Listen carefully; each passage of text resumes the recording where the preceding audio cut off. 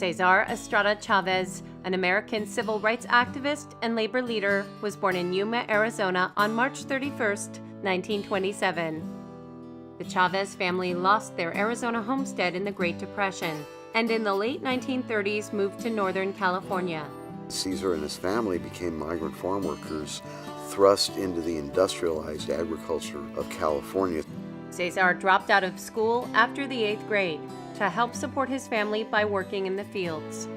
Cesar joined the Navy right after World War II, and he saw places he never would have seen, so it did open his eyes up to the world very much.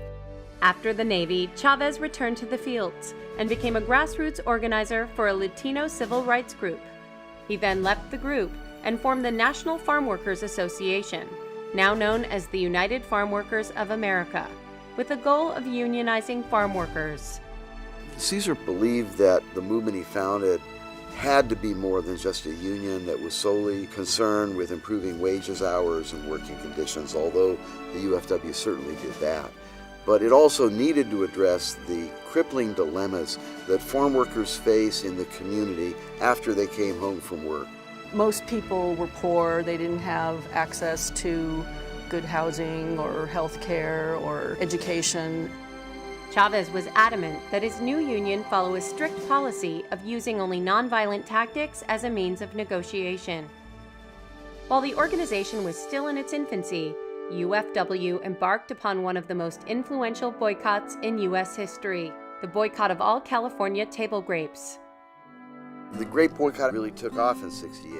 Cesar had studied history. He knew that for 100 years, farm worker strikes were brutally crushed, and that the agricultural industry, which in California is one of the richest, most powerful industries in the state, controlled much of rural California. So what Cesar needed to do was take the fight from the fields, where the odds were stacked against the farm workers, and move it to the cities, where the farm workers at least had a chance.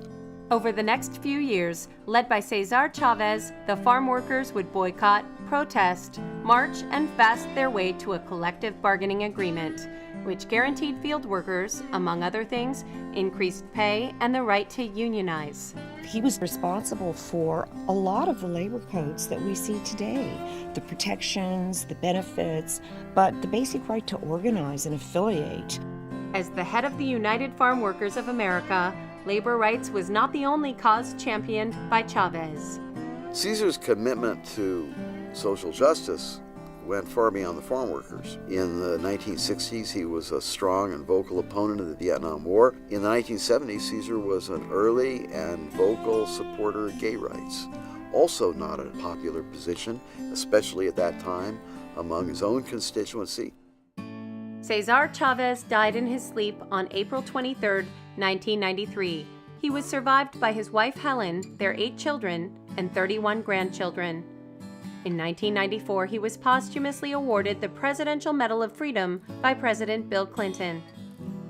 In 1975, there was a reporter with a national news magazine following Cesar around for several days, rallies, marches, picket lines.